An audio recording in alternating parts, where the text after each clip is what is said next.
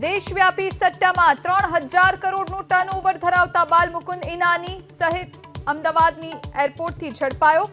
આરોપી રાજસ્થાનમાં કપાસના પાલિકાનો કોંગ્રેસનો કોર્પોરેટર હોવાનો ખુલાસો.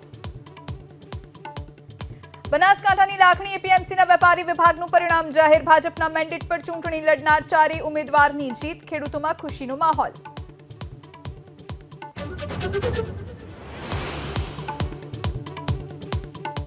ભાજપના સદસ્યતા અભિયાનમાં વધુ એક વિવાદ. વિસનગર સિવિલમાં દર્દીને સદસ્ય બનાવ્યાનો વિડીયો વાયરલ. દર્દીએ હોબાળો મચાવતા સિવિલના કર્મચારીએ દર્દીની માંગી માફી.